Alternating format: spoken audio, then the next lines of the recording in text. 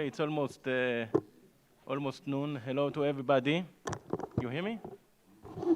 Hello to everybody. We are going to start what we call a spotlight on the toppling of the Iranian regime. And there is another question in the title which is saying, before it goes nuclear. Is it possible? Regime change before it goes nuclear. The emphasis will be not on the nuclear side, but on the regime change. And the nuclear issue is coming to add an aspect about the time frame that we can expect or not a regime change. Now, revolutions are an integral part of Iranian history, but I have the feeling that that regime change has become more relevant since the rise of the Islamic Revolution, since the Islamic Revolution 40 years ago. Why has it become more relevant? Because many believe that you cannot change the policy or the policies and the malign activities of this current Iranian regime without changing the regime itself. This is a regime who is driven by religious, ideological, and revolutionary objectives and zeal, and many believe that you cannot change the course of the policy of the Iranian regime without changing the regime itself. This is the only cure. This is why I have the feeling that this question of regime change has become, since the beginning of this revolution 40 years ago, has become much more relevant and pressing issue. We will have some questions that will be answered during this panel. Among these questions,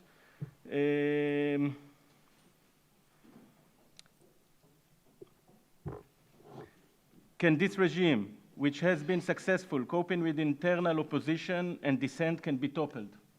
Is it possible? How long will it take? Will it require external intervention? You want to predict the lottery numbers as well?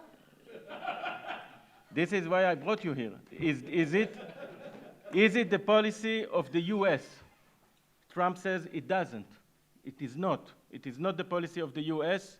We maybe discuss this one. In order to answer these questions and other questions, including the lottery in Iran, we brought together a panel of experts on the subject. We have on the panel Brigadier General retired Dr. Ephraim Sneh, Chairman of the Daniel Abraham Center for Strategic Dialogue at Netanya Academic College and former Deputy Minister of Defense. We have Professor Meir Litvak, Director of the Alliance Center for Iranian Studies at the Tel Aviv University.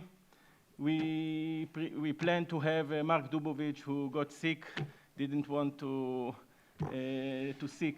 make everybody else sick, so he didn't come, but we will have Mr. Behnam Ben Taleblu, who is a senior fellow at the Foundation for Defense of Democracy, the FDD, so he will represent the FDD here.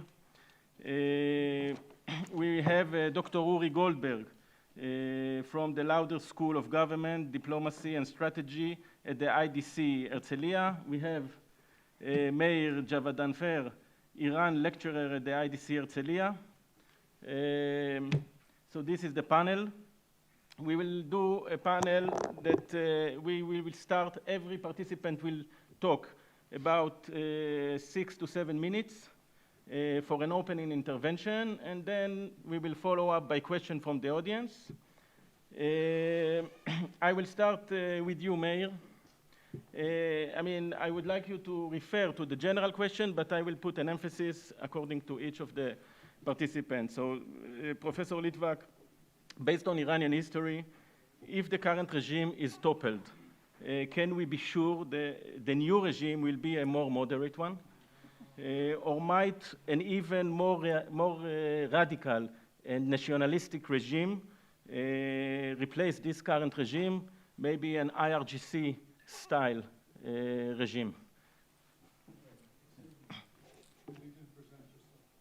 I'm sorry. My name is Udi Eventhal. I'm a recently retired colonel from the IDF, and now I'm senior research fellow in the Institute for Policy and Strategy here in the IDC. Thank you for reminding me.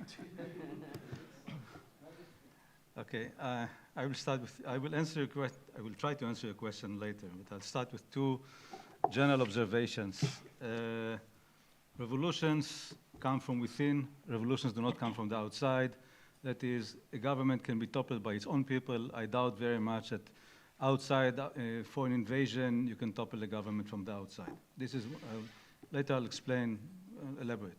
One thing. Secondly, about predicting revolution, there's a saying which I like very much, and I always repeat it. Every revolution in history came as a surprise to everyone, including the participants, but was seen in retrospect as inevitable. And the question is why? Because after the revolution, you can trace deep current socioeconomic currents that can explain why the regime was susceptible to a revolution. What you cannot predict is the psychological aspect, the psychological factor that brings people from dissatisfaction to action. This is a psychological factor that no one can predict, not even participants in revolutions themselves.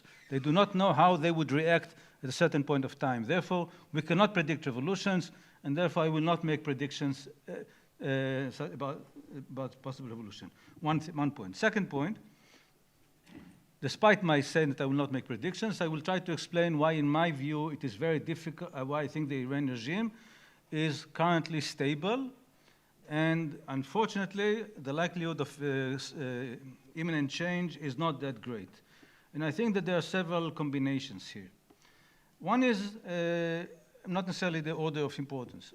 There is fear in Iran. We cannot deny the fact that there is fear in Iran. This is an authoritarian government, successful authoritarian government. It knows how to apply oppression in a smart way, measured way. They are not barbarians like Saddam Hussein. That is, when they use oppression, they use it in a measured, calculated way, which will not arouse too much opposition, but can still intimidate people. And this is one factor. The other point is that I think if I'm an Iranian, and I've looked at the Middle East in the past 7 years, the so-called Arab Spring, and I've seen what happened in Syria and Iraq and Yemen and other countries, what revolutions brought them, then I would say to myself, thank you very much, we don't need it.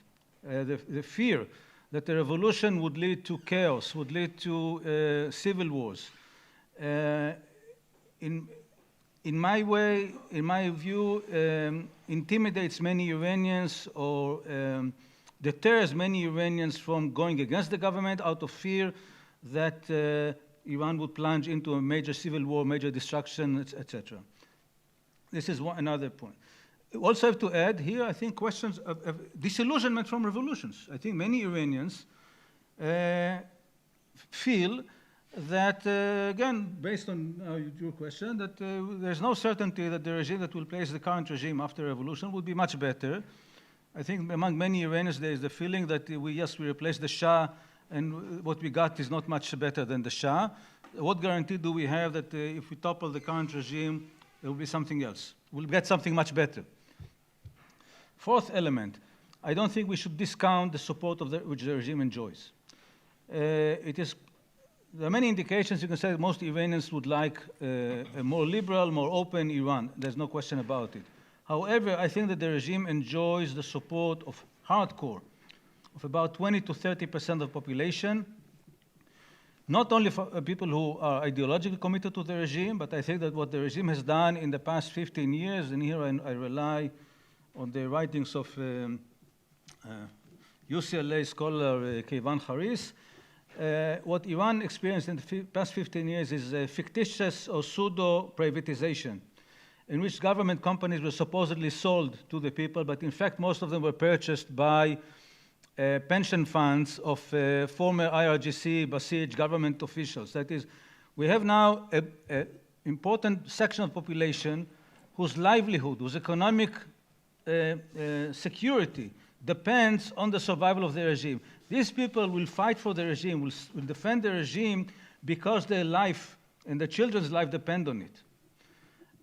Now, unlike the opposition, these people are determined, they are organized, many of them are ruthless, and they know, and they have clear objective. And as I always like to quote an anonymous son of an Ayatollah who said that in Iran, 200,000 people who are willing to die and kill for you count more than 2 million who put like on your Facebook page.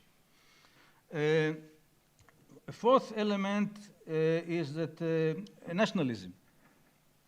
The Iranian regime has many flaws and domestic flaws, but I think that the Iranian regime is perceived by many Iranians as finally as the regime that restored Iran's national honor, that Iran is a respectable country all over the world. In Hebrew we say Iran is counted. That is, no one dares today to dismiss Iran, humiliate Iran, treat Iran as a third world country, the way it has been treated since the early 19th century, including, by the way, during the period of the Shah, when Iranians felt that they were subordinated state to the United States. I think that the success of the Iranian regime in transforming Iran in not only to a regional power, but into a country that is respected or feared by everyone in the world, gave the regime lots of credit.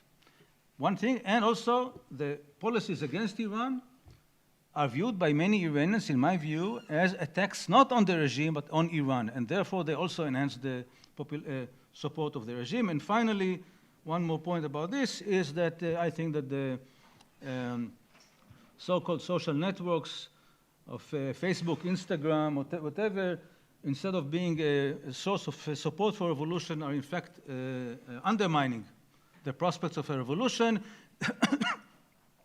because they replaced action on the street. In the past, Iranians, when they were dissatisfied, they went to the streets. They demonstrated, they carried out commercial strikes, etc.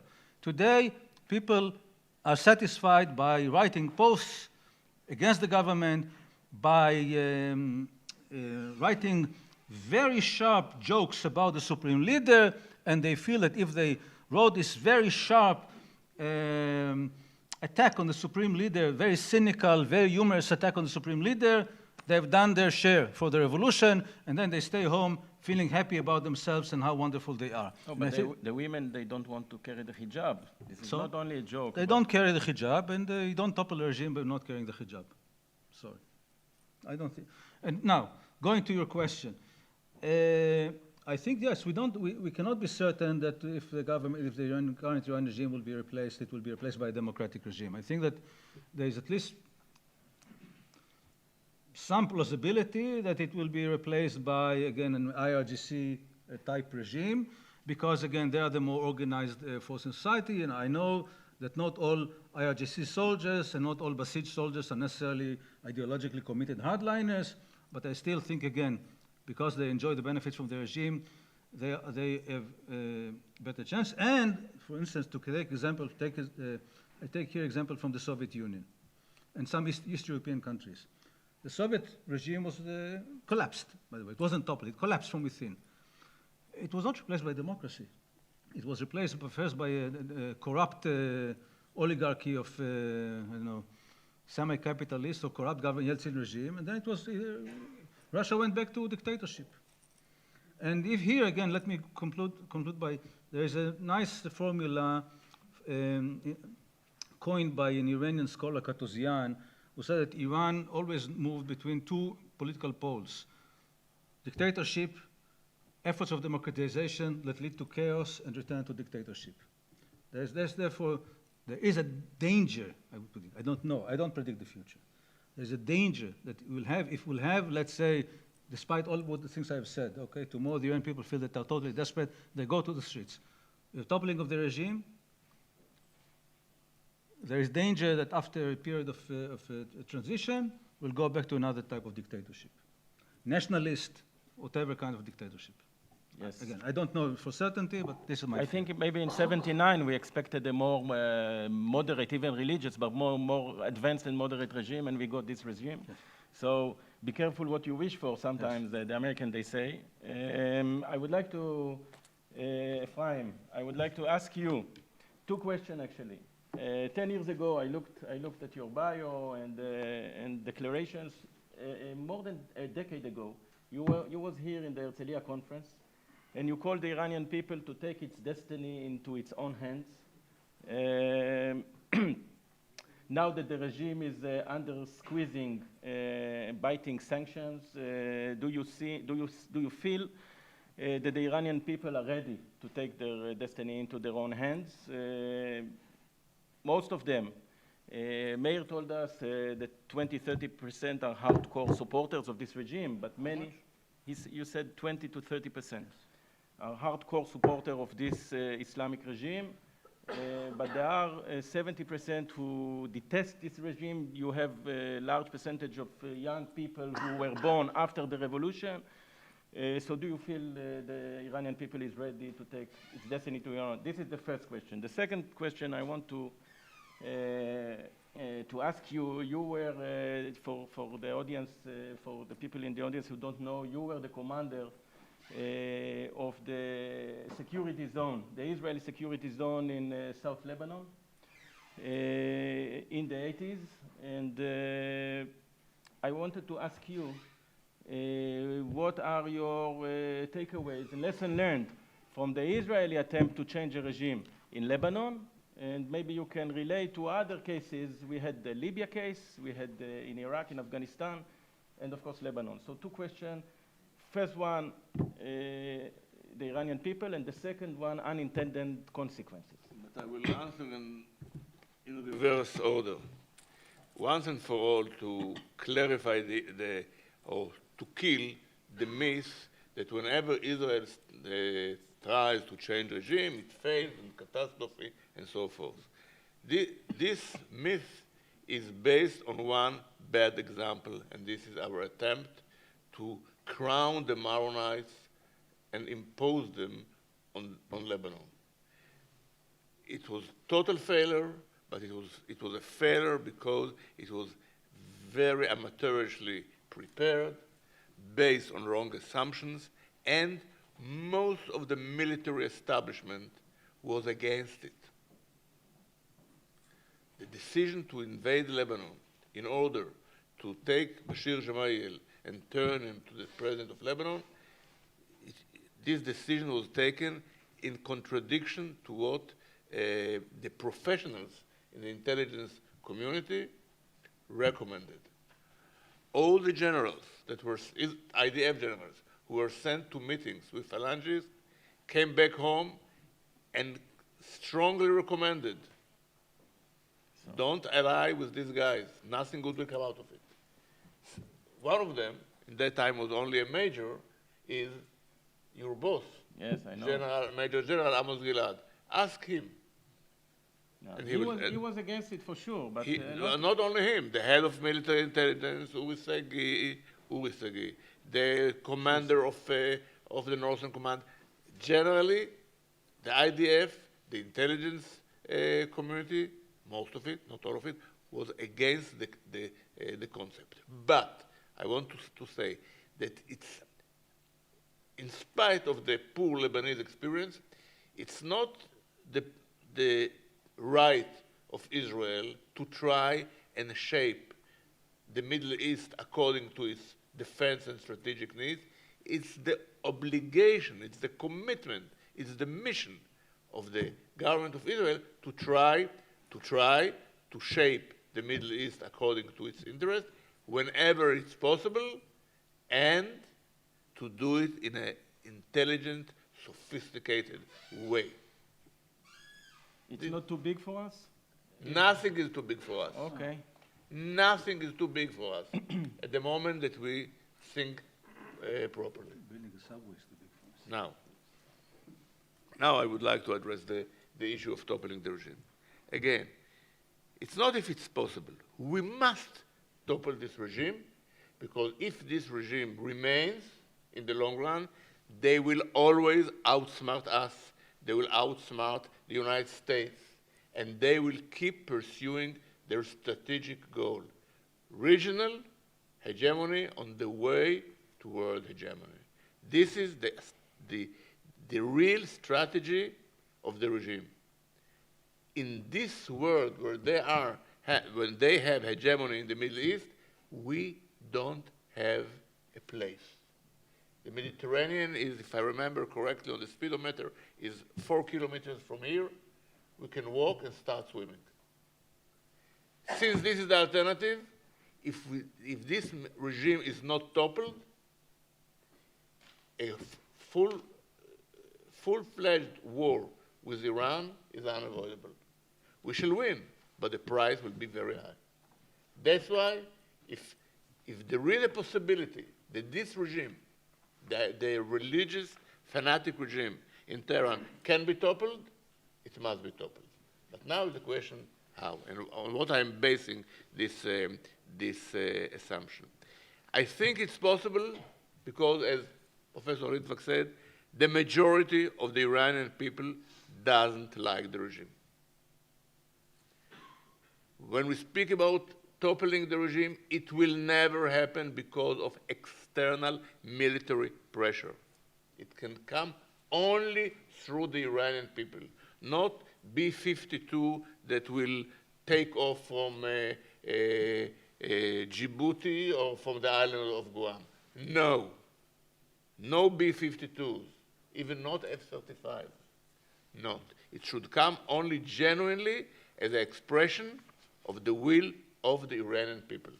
Now, it's the Iranian people, and don't forget, the minorities, the periphery of Iran is populated by minorities that, to say at least, don't like the regime. The Hawazis, the Kurds, the Azeris, and the Baluchis. Look at the map, all around, in the periphery of Iran. It's populated by regimes, by minorities, excuse me, that this regime treats them in various degrees of brutality. So that's the basis of the assumption that this regime can be toppled by the people. Now, what is missed? What we call revolutionary situation, to create revolutionary situation. The pressure that the United States exerts is important, is vital, but it's not enough. It's enough to put heavy burden on the ability of the regime to govern. But there is one important thing which is missing. The so-called Western democracies don't send a positive, encouraging signal to the Iranian people. They are supposed to go to revolution, to go to the streets. Many of them, not many of them, but at least part of them, will end in the prison of Evin, which is worse than to be killed. What for? What do you promise that their sacrifice will be rewarded by the Western democracies? Till now, the picture is just the opposite. Europe is courting the regime, not the people. They pilgrize to the Ayatollahs, and they don't address the people. This must be changed if we want this regime to be toppled. There must be a clear incentive to the Iranian people. Now, given the very cynical policy of those democracies, you have to give them incentive to give incentive to the Iranian people. There are two things. One, the business that they want to do with a secular democratic Iran are by far better than the business that they dreamt to do with the Iran of the Ayatollahs. We know it. And second, to allow such radicalizing power as a dominant power in the Middle East will bring the troubles to their doorstep. To their doorstep, as immigration, as terrorism. they have interest to switch off the machine of terror and subversion which coming from Tehran. This is they have incentive, but those who understand it have to tell it to the leaders of Europe. You mentioned me speaking here. Allow me to be more accurate. Accurate and short. Accurate, and this will be my last sentence. In 2004, here in a Herzliya conference, I raised the idea of oil-related sanctions. I hope that the toppling of the regime will not take another 14 years. That's all. Okay, so this is a very natural shift to Mr. Taleblu from the FDD because all sanctions. I wanted to ask you, I'm giving you credit here because you take also the question that was prepared for yes, for Mr. Dubovich. First of all, I wanted to ask you, do sanctions, very strong sanctions, can bring about regime change in Iran? Are sanctions enough? And if not, what else is needed? And second, I wanted to ask you again, if there is tomorrow a miracle happens and there is another regime, this regime is toppled with external or without external intervention or influence, do you think it's going to change its behavior, its vision, its hegemonic vision in the region, its pursuit of weapon of mass destruction, namely nuclear capabilities, so sanctions and a change of the psychic of a new regime?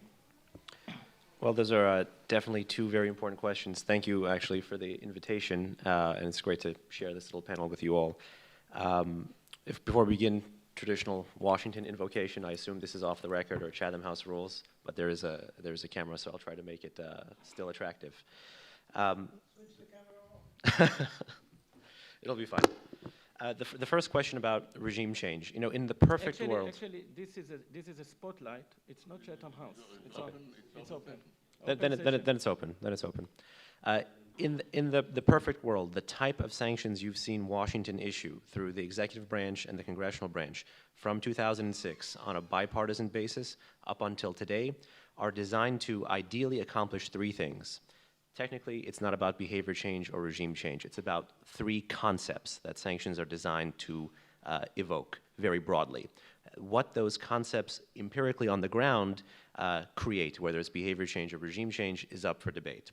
Those three concepts are punishment for past bad activities, coercion to cease current bad activities, and deterrence, if you have successfully coerced them, to stop going back to those bad activities and to incentivize a new track.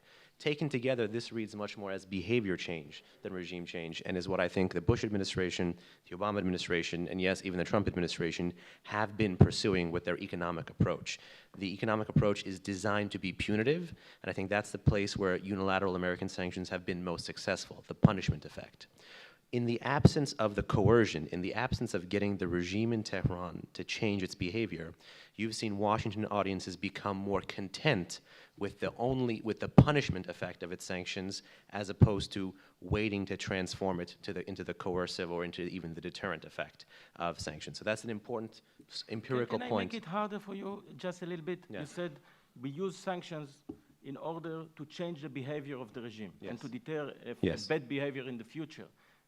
I asked you, can you change the behavior of this regime without threatening, only with sanction, or without threatening regime change? If you don't have the leverage of regime change, can you change? There are only a few times in the history of the Islamic Republic of Iran when it has fundamentally reneged on core national security interests, and those were only instances when the integrity of the regime was challenged. The ultimate goal here is to replicate the conditions under which the most successful of those times which was the Iran-Iraq War. There's only a few times when Iran has changed its behavior, and in all those instances, you are right, it's when the regime itself was threatened. In the Iran-Iraq War, it's an 8-year conflict. For the first 7.5 years, Khomeini, the founding father of the Islamic Republic, said this phrase: war, war, war until victory. But ultimately, he ended that conflict by accepting a previously UN-sponsored ceasefire, and he likened accepting that ceasefire to drinking from a poison chalice, something he didn't want to do. The entire goal of the sanctions strategy is to get Khomeini's successor, Khamenei, to drink from the same poison chalice and to make Tehran, not Washington or any other country, accept a Faustian bargain. Now, European allies have been skeptical of this approach of America because they believe if we get to the precipice, that Washington's strategy all along has not been behavior change, but that it's been regime change. And once we're presented with the fork in the road, Washington would double down on Tehran with the policy that it had in Baghdad and go all the way. To me, it's absolutely unclear that that would be the case, but that's what Europe has long feared about America's punishment, coercion, and deterrence-driven approach towards the use of sanctions. I do want to mention a few kind of key points based on what Meir and others have said today, which is the use of technology is actually important. I would take umbrage a little bit with what Dr. Litvak said, because technology has actually been a force multiplier for some of protests in the past. If you look at the tobacco revolt, the telegraph was quite important to getting it out.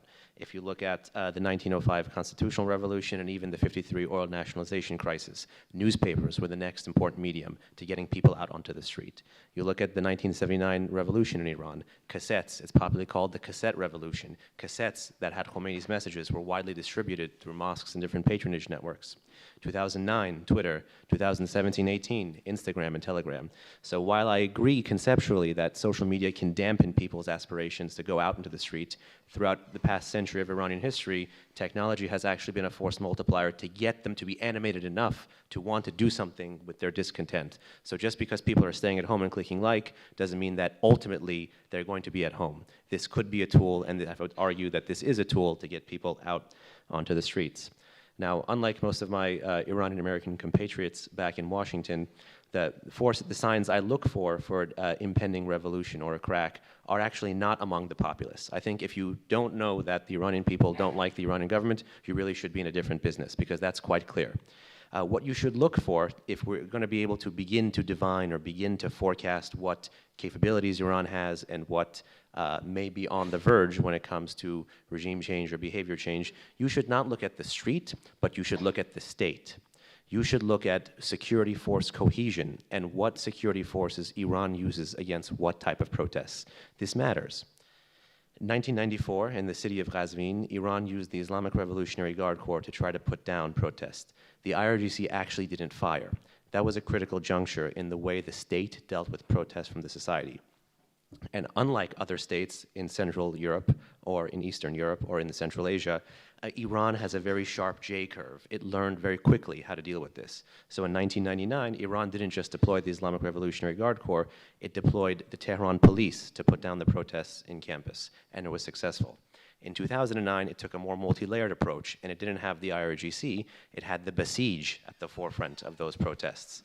In 2017, 2018, Iran used law enforcement forces, national police forces, supported by vigilantes, and only deployed the IRGC to a couple of cities. So Iran understands what the threshold for the use of force is, sees what the Western response is, and then takes the minimum approach. It's calibrated, but it's calibrated barbarism, it's calibrated brutality to do the most impact with the least cost to them. And that's why you see actually a high level of jailings, a high level of torture, a high level of rape, because these are things that can happen offsides, away from the public eye, not like a Gaddafi or not like an Assad type approach that has a deterrent effect in Iranian society. Because yes, it's true, lots of Iranians are afraid after 2009. They say, who stands with the liberals in the Middle East? It's clear who stands with the autocrats, the Russians, the Chinese, often even the Islamic Republic of Iran itself. But it's not clear who stands with the liberals. And that, I think, is a fundamental problem, because there is a line from Qasem Soleimani, the commander of Iran's Quds Force, that Western politicians should be in the business of disproving as opposed to proving. And the line is, he said this to Iraqi officials allegedly in 2010 with the parliamentary elections. He said, "We're not like the Americans. We don't abandon our friends. Washington and other audiences need to be in the business of not abandoning their friends and realizing that the masses of Iran are actually their friends. It was said multiple times throughout the IDC conference today and yesterday that, you know, Iran is one of the more pro-American populations in the region. That's an asset. That's something you want to cultivate and keep and not underinvest in. You want to be accused of overinvesting, if anything, in those forces. So what to do, what to look ahead? You know, first, do no harm. Recognize that actually, again, respectful disagreement with Dr. Litvak here, nationalism is not a prop of the regime. In fact, most ironically, the Trump administration, which is not encouraging democracy abroad, you could say, or can't necessarily be accused of that, actually has a strong hand to play with Iran here, because much of the America First rhetoric could very easily be adapted to an Iran First rhetoric. One of the things when you look at the Islamic Republic is that it's a poor guardian of the Iranian national interest.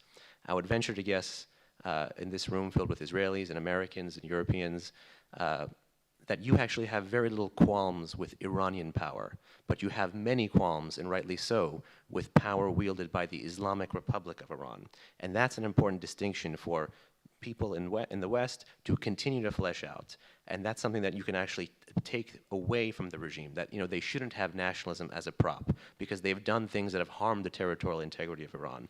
They've done things to make Iran more dependent on foreign powers. They have failed to live up to the promises of their own ideological revolution, let alone into delivering for the state of Iran. You know, I have many conservative friends and colleagues back in Washington who would take issue with the fact that the environment is a national security question in America. But it is undoubtable that the environment is a national security question in Iran, and it's the direct result of activities taken by Iran, where they put regime interest over national interest. And in many areas around the world, and I'll end with this, where you see nationalism or rising nationalism as a threat, populism, illiberalism, anti-Semitism, I would say nationalism in Iran is an anti-irredentist force. You know, when you have people in the holy city of Mashhad echoing things that 10 years ago their compatriots in Tehran, who had genes cooler than you and I, would say, when they would say, leave Syria, think about us, or not Gaza, not Lebanon, my life for Iran. Also in Qom. And in the birthplace of Khomeini, the city of Khomeini, people were chanting, long live the Shah. This irony should not be lost, I think, on Western audiences. When you have them calling for Iran to come home, this gets to your second question, which is, what kind of foreign policy would a different Iran have? If it is a representative Iran, which has been a goal of Iranians since really 1905, then a more representative Iran would not be irredentist, would not be claiming territory abroad, would not be fighting in all these proxy conflicts abroad, but would actually come home. And I think that's something, one of the few areas in the Middle East outside of Israel, where American ideology and American strategy actually are linked, as opposed to being on opposite sides. And I'll end with that note. Thank you very much. He's not invited by me officially to participate, but he has no place to sit. That's why I promise not to ask you a question, okay? It's okay. But General Tsuri is a glorious Israeli paratrooper general, and he deserves a good seat in this audience. Salute. Ori, before I turn to you, one short story about the issue of telecommunication and media inside Iran. The late Bernard Lewis, like 25 years ago, I think, he gave a speech in Tel Aviv University, and he said this regime is going to disappear the way it came. It came to power by electronic means. He was referring to Khomeini, the broadcasting inside Iran. He said it came by electronic means, and it's going to go and be toppled by electronic means. He was talking, and he said, Pahlavi in Washington, they have thousands of fax machines that are faxing materials into Iran. And so he was wrong until now, but he may be right with the progress of technology. Ori, I wanted to ask you, again, this question. I want to assume that this regime is gone one way or another, and another regime is coming, maybe a more moderate regime. Will this regime, the new regime, will be able or will abandon the ideology ideology and the policy and the action to weaken Israel in every way until its complete annihilation. Do you think that this a regime, any regime in Iran, can abandon this ideology? Okay, thank you. I'll try a revolutionary approach myself and start off by simply answering your question and then launching into my monologue. I think, yes, I think a different Iranian regime would not place Israel at the top of its priorities list. I think the voices within Iran that are now called Republican consider the Israeli threat, I don't want to say it's not of minor importance, but it's less urgent than many other threats with which they're dealing. That said, I don't think that, I have issues with the framing of the question itself. I know, this is why I put it. Okay, good. And the main issue I have is the Israeli tendency to kind of recuse Israel from any sort of active responsibility with regard to the situation that we have with Iran. I think the Iranian regime has been what it has always been, and that is responsive. The Iranians appreciate the possibility to respond effectively, I think, much more than they do the possibility of initiation. I don't understand the Iranian regime at the moment to be initiating tremendously, and I don't think that the Islamic Republic has ever been on the clearly initiating side ever since it came into existence. So I think what Iran would choose to do with regard to Israel has a lot to do with what Israel would choose to do with regard to Iran. And I'm always kind of surprised by how radical that notion sounds to many Israelis who will tell you that all we're doing is defending ourselves, with Iran being the provocateur. So yes, I think a different Iranian regime, I think a different supreme leader, not just a regime that would not be an Islamic Republic. An Islamic Republic with a different supreme leader would act very differently with regard to Israel. I think it would be very, very aware and very alert towards what Israel was doing and would craft its response accordingly. That said, I have to say, I think the speakers so far have not addressed what I think is one of the main elements of the Islamic Republic's resilience. And I think it's quite resilient. I think I agree with Professor Litvak. I think the Iranian regime is quite stable at the moment. I think it's probably as stable as it's been. The sanctions have worsened its situation, but the signing of the JCPOA brought the Islamic Republic to a zenith. I think it was at a point where it could look around and it could not see a true existential threat to its very being. I think the regime is still resilient. I think Iran is still resilient. I think the secret, or one of the secrets to this resilience, is that there is no single Iranian regime. I think that there has always been a struggle for the last 40 years, ever since the Islamic Republic was established. There's always been a struggle between at least two voices, both claiming to be the authentic interpretation of the Islamic ideology. And historical circumstance cast that struggle in different lights. Initially, at least by the West, it was seen as a kind of a Cold War thing. We've got the good guys and the bad guys, the hardliner conservative fanatics and the would-be moderates. I don't think that was the story. In different stages, when Iran had to face, again, existential threats, like the first decade of the Islamic Republic, most of these people closed ranks and presented a united facade because, as everyone here has said before me, Iranians are first and foremost patriots before they are anything else. But I think that the Islamic Republic has always had at least two voices within it that struggled over what the very vague revolutionary teachings, if they were even so, of Khomeini and his students were.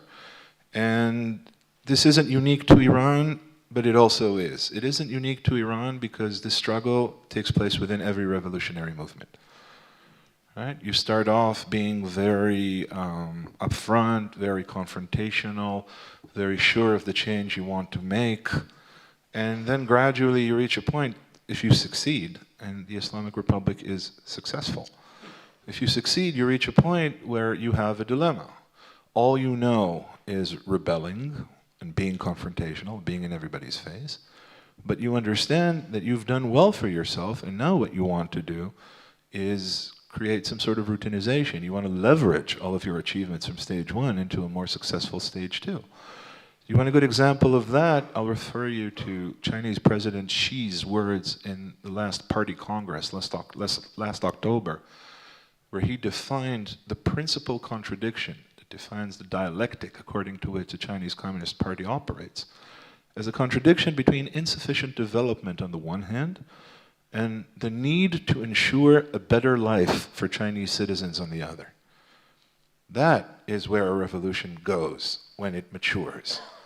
And the Islamic Republic has matured, and that contradiction is very much what generates the struggles and the squabbles within Iranian politics today. And why am I saying this is a secret of this is an element of the resilience of the Iranian regime? Because I think if you look at Iran as a monolith, if you credit the supreme leader with sole executive authority, if you tend to see the Islamic Republic as ideologically pure, with a clear, the word fanatic was used before, the clear fanatic message, I think you're not paying attention to what makes Iran strong.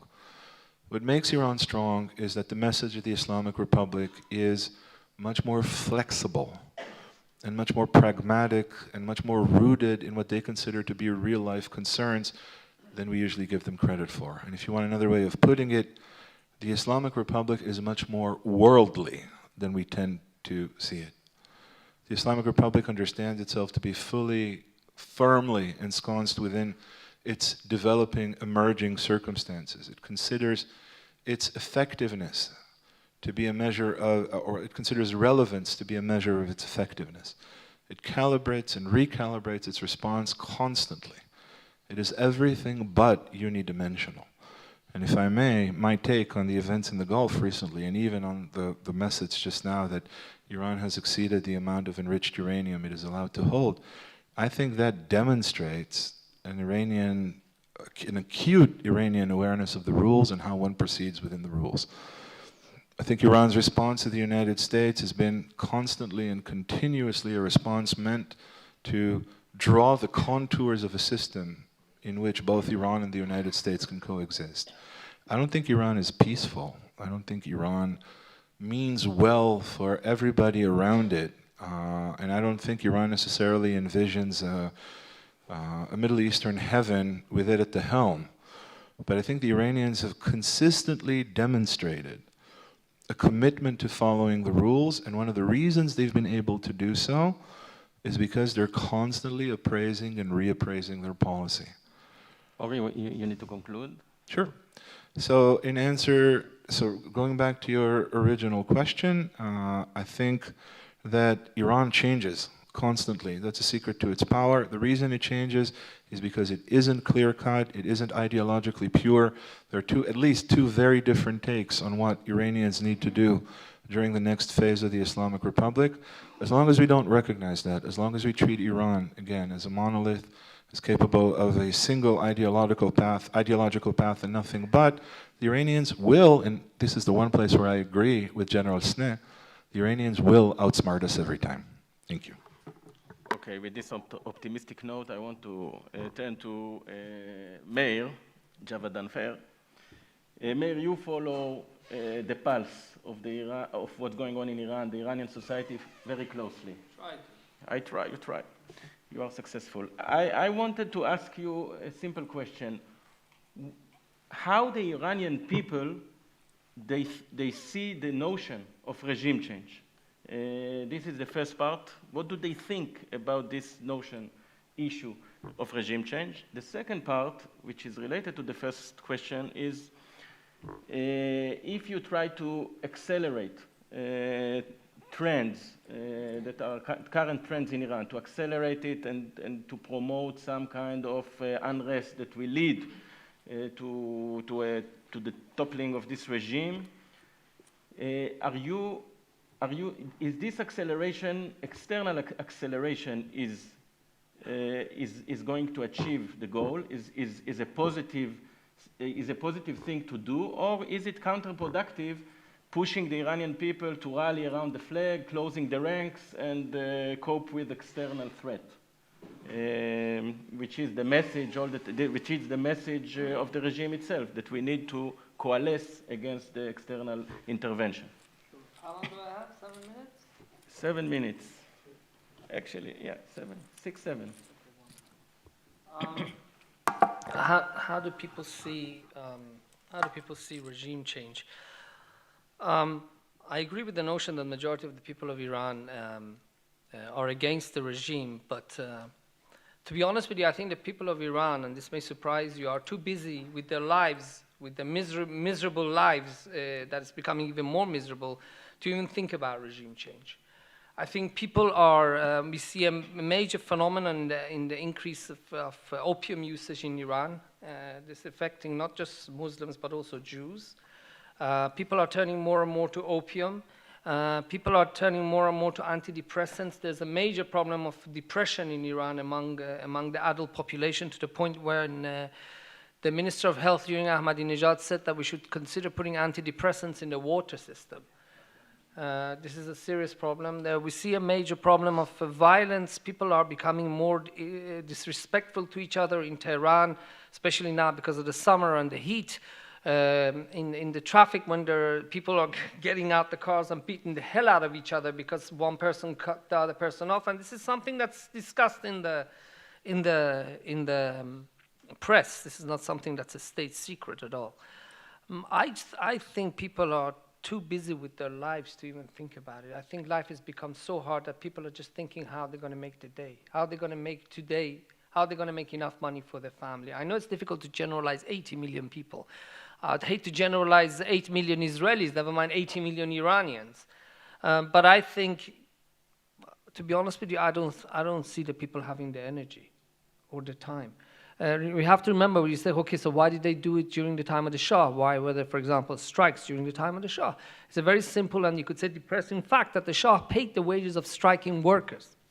He paid the wages of the striking, especially Shirkat Naft, the oil company.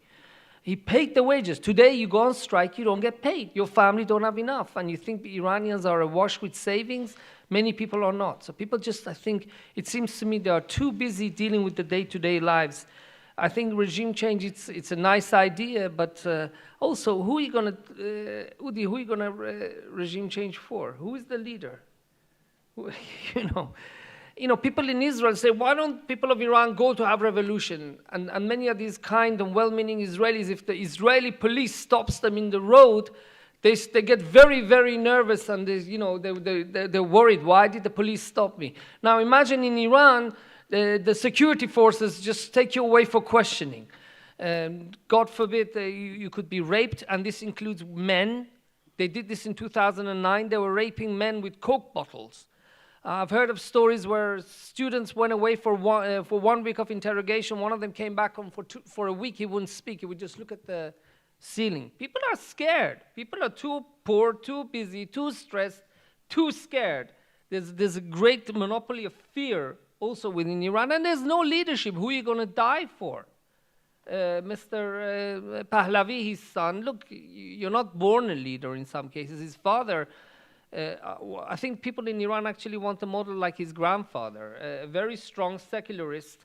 There's a lot of hatred towards the clerical class, and they want somebody like Reza Shah. Again, this looks like it, but I can't promise. External pressure, I'm not sure that the sanctions are going to bring regime change. This is one of the reasons why I think that the nuclear deal with Iran was good, why I support the Obama nuclear deal, because it created more infighting within the regime than we see right now. I'm willing to go as far as saying that the nuclear deal, Obama's nuclear deal with Iran, was the background reason why they killed Rafsanjani. Because as soon as the deal was signed, and people saw that you could reach a deal with the United States, Rafsanjani came out and said, why are we investing so much money? Because the nuclear issue was put to rest. He said, why are we investing so much money in defense? Why are we investing money in the missile program? And I think that's when he signed his death warrant. You know, Rafsanjani, according to Iranian press, died soon after swimming. Well, according to his family, they found in his towel 10 times the levels of radiation, normal levels of radiation in the towel that he was wrapped around when he came out of the pool. Also, you got to remember, in Iran, his nickname was the Shark. When is the last time you heard a shark sink? And in a swimming pool. So, you know, the Iranian regime copes much worse when its relations with America are better. Remember the time of Clinton when he apologized for the 1953 coup in Iran. Look at Khatami, this energized Khatami, and that creates a hell of a lot of differences within the Iranian regime. I hope that's answered your two questions. I just want to make a couple of remarks. I disagree with Professor Litvak. The Iranian regime, people don't admire it for its nationality, and the Iranian regime shows it. How does it show? It banned any discussion within the Iranian press about the nuclear program before the nuclear deal. If the Iranian regime is nationalistic and it represents the rights, the nationalistic aspirations of the people of Iran, why did it not allow the people of Iran, those who are against the nuclear program, to come and express their opinions in the press? It banned them because it knew that it's in the minority. The issue of Syria, the presence of Iranian forces in Syria. The Iranian regime bans people, bans the press to discuss anything related to Syria. If this was a nationalistic aspiration, it wouldn't have any fear to allow people to discuss this. Also, you know, Mayor, you're very lucky you don't have an Iranian passport. Because even I think it now just fell below the passport of Afghanistan in terms of the countries that you can get into without without visa. And also look at the value of the rial. I'm not sure that the people see the Iranian regime as the representative of the nationalistic aspiration. When you have one of the figures in the Islamic Revolutionary Guard says, remember, the title Islamic Revolutionary Guard Corps does not include the word Iran. There's nothing nationalistic about that. The fact that they send the IRGC to fight in Lebanon and not the army. And I would like to make one last point to Dr. Sneh. A very friendly gesture from, I think, one of your Iranian-born friends. Please, please, please, as an Israeli former official, do not mention supporting minorities in Iran. You will turn the people who are against the regime into the enemies of the state of Israel. People hate the regime. This includes many people inside Iran. This includes many people on the opposition. But they love Iran. They don't want to see foreign forces supporting, even just saying that, you know, we should support them, or the minorities should be supported to turn against the regime. This is something that will make many people deaf to the state of Israel. I think we should stay away from saying any support for minorities in Iran.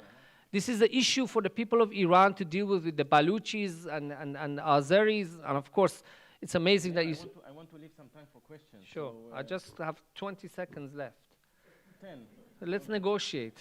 You will lose. I think this is a wrong message for any Israeli or former Israeli official that we should count on Iranian ethnicities to turn against Iran, even the current regime. That will make many people who are Iranians or nationalistic outside of Iran against us. This is my. Thank you very much. I'll open it for questions. Yes. I agree with Meir and with Professor. Yeah, but I want to emphasize that. Please concentrate on questions, and it will be one by one. Okay?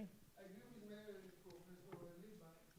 I think the wishful thinking of changing a regime, the wishful thinking of changing regime by other state and by sanction looks for me childish, because I'll ask.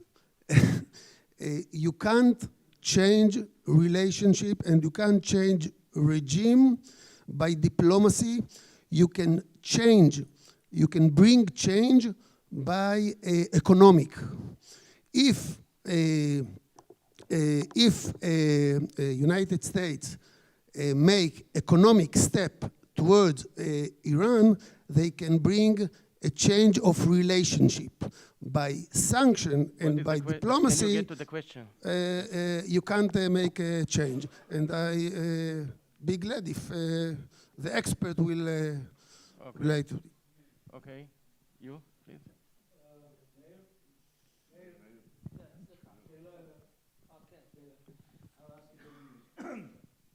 Since you have seems to me, a good ear in Iran, what does the average person on the street in Iran who knows about Israel, what's their attitude toward Israel? Person in Iran, that's which part of Tehran? North, south? There are many Teherans. You decide. Never mind Tehran. Pick another. I think, look, I think just to give a short answer, I think many people in Iran, unfortunately, for the last 40 years have heard bad things about the state of Israel. Many people don't have they're too busy with their lives to deal with the issue. I don't think they support the Iranian the regime interventionist, because this is never put on a ballot box. This is another reason why I disagree with the notion that the argument that the regime represents nationalistic issues. These issues are not on the ballot box for the people to decide. But, so I think they're against the support for these groups. But I think, unfortunately, there's anti-Semitism in Iran, I see sometimes, I think, is growing, even among anti-regime people, because there's so much ignorance against the state of Israel. Iranian Jews are okay. There's only 8,000 of them. But unfortunately, a friend of mine from Iran said, look, Israel is like a box but which we can't look inside. So whatever the regime puts inside it, a lot of people believe it. So I hope that answers your question. Mary, you wanted to? Very briefly.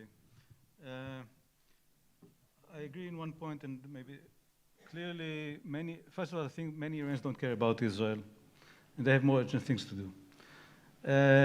On the other hand, there are many Iranians, the only thing they hear about Israel is very negative. Clearly, there's some influence. On the other hand, people who oppose the regime may also reject what the regime says about Israel. Since I don't believe what the government is saying about anything, I will not believe what it says about Israel. And you can see, for example, in some cases in Eastern Europe, people did not like the communist regime, therefore did not believe communist propaganda on Israel. On the other hand, there is, I think, a certain level of anti-Israeli, anti-Semitism in Iran, and sometimes you can see it, by the way, in talkbacks. I look also at some talkbacks and websites, and you see some, I would say, spontaneous anti-Jewish, anti-Israeli statements by people, by the way, who don't necessarily identify with the regime. And therefore, I think the picture is very mixed. It's not that Iranians think about Israel. No. Please. Meir, you mentioned that the IRGC was sent and not the army.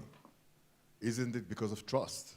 The IRGC was established because of trust between the army and the regime. The job of the IRGC is to protect the revolution, not to protect Iran. Iran's territorial integrity that's the job of the army. The Iranian regime sees that protecting Assad is protecting the revolution. It's protecting the revolution, which is why they sent the IRGC. What's interesting is that the Quds Force originally belonged to the army during the Iran-Iraq war. It was transferred to the IRGC. But the IRGC is in charge of protecting the revolution, and they see that by protecting Assad, they're also protecting the Islamic Republic of Iran. And why? I don't think we have the time to go into it. I think, but also because they have more resources and more experience. But it's also, for some people, that they sent a contingent of the Iranian special forces, the Takavaran, within 2 weeks, they lost 14 soldiers. This is like the Green Beret or Sayeret Matkal of Iran. They lost like 14 people within 2 weeks. And the head of the army, it's an amazing statement in Iran, just to show you that Iran is not North Korea and how Ori is right, Dr. Goldberg. He said, the decision to send our forces to Syria was not taken by us. In Persian, we say telling the wall that the door hears it. Indirectly, it's saying the IRGC sent us. So that's why. Okay. I wanted Mr. Taleblu is an expert on IRGC. among his other expertise. Would you like to refer to this? Just briefly, there's a famous Khomeini quote about the Artesh, the National Army, which is the impetus that Meir is referring to kind of create the Islamic Revolutionary Guard Corps, the difference between ideology at the regime level and national interest at the state level. The line is, the Artesh has the Shah in its blood. And remember, when you look at the current capabilities of the Artesh, it is a grade A U.S. military assistance third world army. It gets consistent with the capabilities that, you know, the Vietnamese had. You know, remember there were F-4s in Vietnam, F-4s in Iran. The same kind of issue that exists with these kind of graying armies exists in the Artesh today. It's under-resourced. But the lack of trust in the Artesh is what led to the cohesion of the revolutionary committees, the comités, into this force called the Islamic Revolutionary Guard Corps, gained battlefield credibility during the Iran-Iraq War, and then, as Meir said, defended the revolution, defended the integrity of the revolution and revolutionary ideals abroad. And when we think about Iran's involvement in Lebanon, it was facilitated, of course, by the land connection through Syria in '82. Can I just add one little point? Just a second. Monsieur Levitt, Mr. Levitt, would you like to ask a question? No. Please, sir, you with the microphone. This is a new way to coerce the moderator to ask. Seize the day. Yeah, okay. In an earlier discussion today, there was a number of panelists said that there is a major change in the younger generation in Iran in terms of value, loyalty to Islam. And, you know, many of us have seen, you know, pictures of women ripping off their headscarves on public streets. One, is that an accurate portrayal of the younger generation? And two, is the way to regime change perhaps to be patient? Who's that question for? For the panel.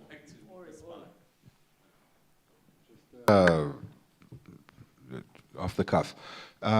Yes, the younger generation doesn't go to mosques as frequently, and they rip off their headscarves. But it more than anything, I mean, look, I guess what I want to say is this: the Islamic Republic is an ecology.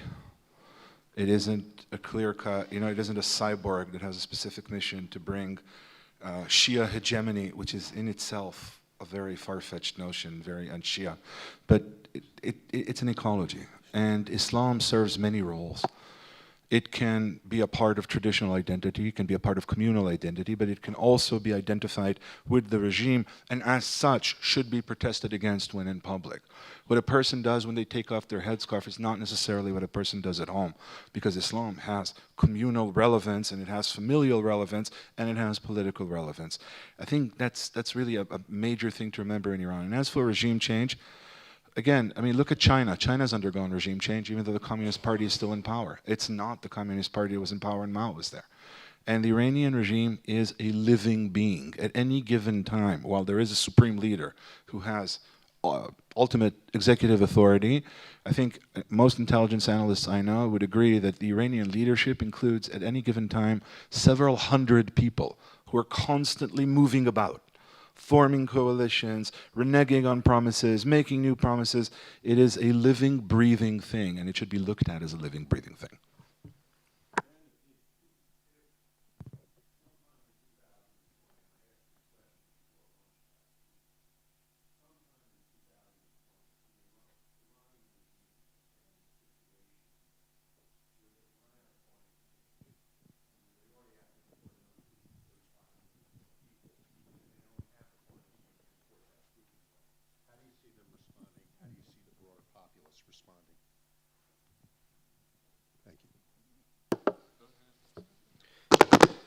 One of the issues my with question, or should I repeat it?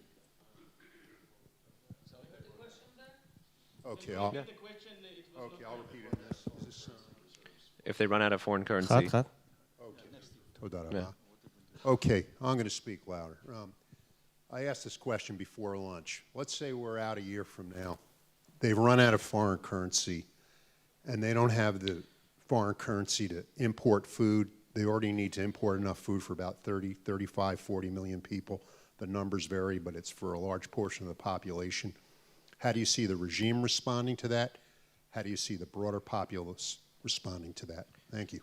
Two parts to that question. The first is foreign currency, and the second is foreign currency related to food imports. The countries that had the 8 oil waivers that were also part of the previous Obama administration waivers, to the best of my knowledge, still have those escrow accounts that are not shut, that still may have foreign exchange in those accounts. India, before the termination of the waiver in May, I believe did take advantage of that and either sold Iran tea, rice, or sugar for a large sum using that existing escrow account that was created pursuant to sanctions in 2012, I believe. So there is this mechanism that Iran has. Admittedly, that's not Iran's priority when it comes to repatriating foreign currency. The point is to get it home as quickly as possible and then to be able to use that money for more nefarious purposes. If Iran in general runs out of foreign currency, foreign exchange, then of course that is a predicate to negotiations. You know, the regime is betting on having more intake of foreign revenue through illicit means to outlast the Trump administration's first term. If I had to put a Quranic injunction on what Iran's strategy is under max pressure, it's Inna Allah ma sabirin. Verily, God is with the patient. Be patient, get your money from illicit sources, wait out Trump, escalate a little bit, and hope for the best. So I think foreign currency is a factor, but less so for food. My question refers to the word nuclear in the title's panel. So your intelligence is pretty good, but what if they somehow, the Iranians, succeed in acquiring nuclear weapons somehow? What would you do? Israel.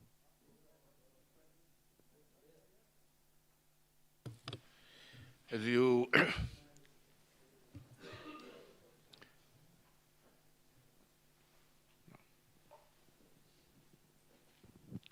may I answer you, sir? As you know, and there was a very spectacular, even theatrical presentation of it, that we have quite good monitoring on the Iranian progress towards nuclear weapon. I believe that at the moment there will be a breakout and it will be irreversible, and Iran will be closer to have weapon and of course the means to deliver it to our territory. No responsible government in Jerusalem would tolerate it. This is what we call the Begin doctrine. I think it's valid till today. There is something that we cannot tolerate. And we will have to take an action without asking permission from anyone.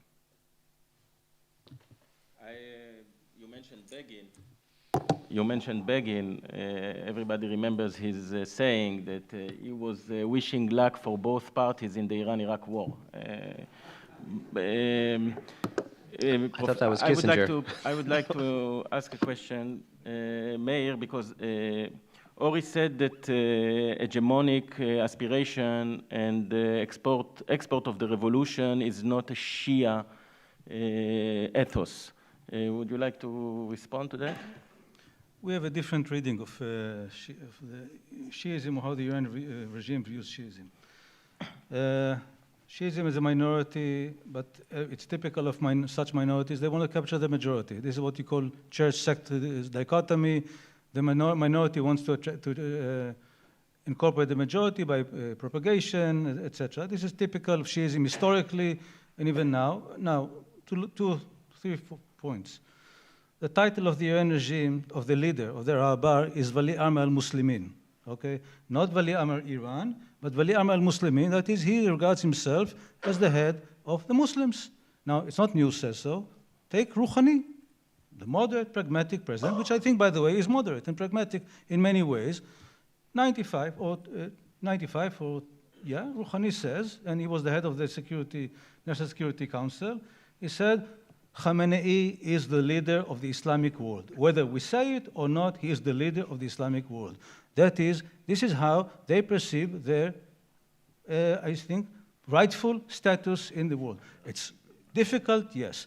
The Sunni-Shi'i rift makes it impossible right now for Iran to achieve its aspirations. But this is a self-perception that Iran, being, first of all, the carrier of the correct interpretation of Islam, thanks to its historical status as a civilization, as power. Third, thanks to its progress and advancement in every other field compared with the Arabs, Iran is the natural leader, and it would be not right now, but it will happen because, again, when they compare themselves to others, they certainly see themselves as the only eligible. And by the way, Qasem Soleimani said it a few months ago, no other country in the Muslim world has the potential and the possibility to be a leader as Iran. And again, it's not me who doesn't understand Shiism, it's what they understand, it's their understanding of Shiism, and my understanding and their understanding, I trust their understanding much more than myself. Wait a minute, just a second. Ori, you will respond shortly, and then you wanted also to intervene on the same question quickly, okay? Brief rebuttal. The whole notion of the Islamic Republic, the whole notion of a Shia state controlled by a cleric is a radical innovation. It's a total break and rupture with Shia tradition. It's so new that historically speaking, there's absolutely nothing to compare it with in Shia history. The political apparatus that the Islamic Republic constructed is precisely that, a political apparatus. The fact that they're granted religious titles, as far as I know, I doubt there are many Shia believers, if there are any at all, who consider Khamenei to be any sort of religious authority. The parallel to that would be Israel's, well, Avali Amr is a religious term, but the parallel to that would be Israel's chief rabbi. He's there. He represents the Jewish people in various congresses. I don't know any religious Jew who takes the chief rabbi's religious decisions seriously. Or you confuse between religious authority as a person who issues religious verdicts and a leader. These are not the same thing. It's two different things. That's true, and the leader is the leader because he has the political authority to be a leader, but you're talking about religious justifications and about the Shia ethic. The best of my knowledge, and this was true of Jews up until less than 100 years ago, as minorities, their main goal was not an aspiration to subsume the majority. They talked about messianic times. That was messianic times. But that's an argument. You totally ignore Shia missionary activities in Iraq, in other countries. As far as I know, Shia and Judaism, while they engage in missionary activities, are two of the least missionary religions in the world. Book. You read Yitzhak Okay, Nakash book we'll stop Shia here. missionaries. Ori, we'll stop here. Mr. I have Talbelu. Yeah, just briefly on. Briefly on this point, the Islamic Republic, ever since it came into power in 1979, 1980, was cognizant of both its ethnic identity being more unique and in the minority, as well as its sectarian identity being unique and in the minority. So once it commenced the war against Iraq, or first, I would say, responded to Iraq, it made its message, its Islamist message, transnational and universal. And thus, for the first 30-odd years of its 40-year existence, Iran's revolutionary ideology was ecumenical and non-sectarian. Sectarianism was a tool in conjunction with anti-Persian sentiments that Saddam Hussein, later on select GCC states, used to dampen Iran's encroachment onto the Arab world and to limit its ability to export its revolution. So to say that, Saddam would say that this is a Rostamid reaching into the Shahnameh to find a book, to find an Iranian hero, to say, look, Iranian generals don't care about Iraqis, look, they're caring about ancient Persian glory. They use the term Majus from the Persian Magi to say that these aren't Islamists, these are Magi, these are Zoroastrian priests masquerading as Shiites. And so that character took on an even more sectarian disposition with the Iraq War in 2003. But the places where Iran's revolutionary export is still alive is no longer in the heartland of the Middle East. Iraq, Syria, Lebanon, even Bahrain, you could say. Over there, because of the hard-powered developments, because of militias linked to Iran, Iran is more comfortable now embracing sectarianism in the heartland of the Middle East. Where you should look for its more ecumenical universalist ideology still in play is the periphery of the Muslim world, is the Afghanistan in South Asia, is Nigeria in Africa, is Argentina in the tri-border area, where there is an excellent article waiting to be written called the Minaret Gap. Like in the Cold War, we had the missile gap with the Soviet Union. Iran and Saudi Arabia have the Minaret Gap, where there is still a fight for Muslim hearts and minds, and Iran's approach, even though it's Khomeinist and thus by definition Shiite, is still universalist in places like Nigeria and Afghanistan and Argentina because it's trying to outbid the Wahhabi influence there and trying to get the Lebanese diaspora influence to come back to Iran. Okay, thanks. Please. Thank you. My question to Professor Meir Litvak. You mentioned in your speech by the end the collapse of the Soviet Union and the fact that Russia, after some period, became still authoritarian regime of different kind, but still authoritarian regime. But on the other hand, we have like not one vector, not one development, at least 15 developments. And you have 3 examples of Baltic states became democratic, at least 4, Ukraine, Georgia, Armenia, Moldova, in process and kind of transition, we don't know how, where. Central Asian state in process of degeneration, maybe political degeneration yet toward the medieval kind of regime. So in case of Iran, and I'm sorry, Mayor, picking up the Professor Sneh idea about the minorities, but maybe it will be relations north-south. So how we can predict the post-revolutionary Iran as one entity, or maybe several vectors, several trends, several patterns of development, some more democratic, other maybe even more totalitarian than today? Thank you. Very briefly. I didn't say that I'm certain that Iran will become authoritarian. I don't know. Now, let me say first about the minorities. I think there's a mistake about the minorities. Not all minorities are anti-Iranian. The Azeris are Iranian, most Azeris are Iranian nationalists. Most Azeris identify with Iran. Many Azeris fulfill senior positions in the Iranian system. Khamenei is ex-Azeri. There are many Iranian ministers, diplomats, generals, etc., who are Azeris. This is the idea that they believe that the Azeris are these oppressed minorities is wrong. We buy the propaganda of Azeri exiles to believe that most Azeris want to secede from Iran. This is a mistake. By the way, not all Kurds are more discriminated against than Azeris. But again, there are Kurds who serve the regime. Karim Sanjabi, the former head of the National Front, was half Kurd or Kurd. So it's a mistake to believe that all minorities want to secede from Iran. This is a mistake. It's a wrong reading of the minorities.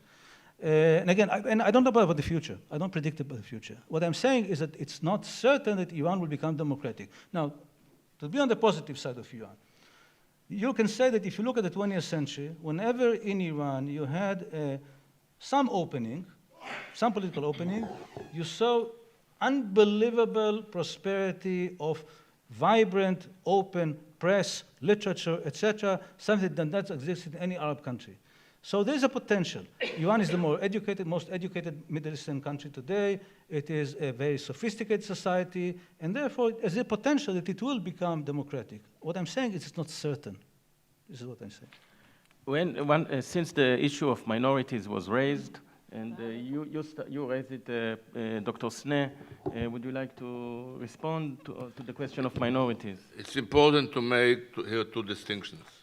One, what I say in a clearest possible way that I know, external intervention, a military intervention, will not bring about regime change. It's a bad way to pursue, and we can't say we, but I personally totally do not believe in it. It can be counterproductive. But the issue of minorities is different. If we discuss seriously the option of regime change in Iran, we cannot ignore the fact that there are 4 large minorities who do not resent their Iranian identity, but oppose, as a group, oppose the regime. No question about the Ahwazis, no question about the Kurds who have active guerrilla movement in the northwest, and the Baluchis, who again have a kind of underground, the Jundallah, in the east of Iran. The Azeris, a country which I'm quite familiar with, again, the Iranian Azeris believe that they are discriminated by the regime. And the hottest issue is the issue of the lake, of the water. And the water is a problem in Iran. So we have to understand that the minorities are a part of the anti-regime mood that we are speaking about. Thank you. One more question here. Quick question. Brett Stevens in Wall Street Journal wrote an article probably a year or two ago, but quickly said that 80% of imports into Iran go through Bandar Abbas port, and 80% of their refinery capacity is in Abadan, and that mosque attendance in Iran is something around 3%, about the same percentage of membership in the Communist Party before Russia fell. He was saying that if you knocked out, you're saying it can't be done militarily, but the article, if you could respond, both of you, if you hit the port in Bandar Abbas and hit the refinery as a retaliatory strike, that it would shut down all imports and would shut down all oil refinery. You'd have gas lines and everything would shut down almost immediately. The Iraqis did it many times and nothing happened. I suggest that we should leave this issue to Mr. Norkin. Commander of the Israeli Air Force. I mean, this is operational plans. This is not the subject. You want something on the minorities very quickly? Very quickly. I think this is something that I've observed. I think Professor Litvak would find it interesting. I'm seeing a lot more tensions between Persians and Turks.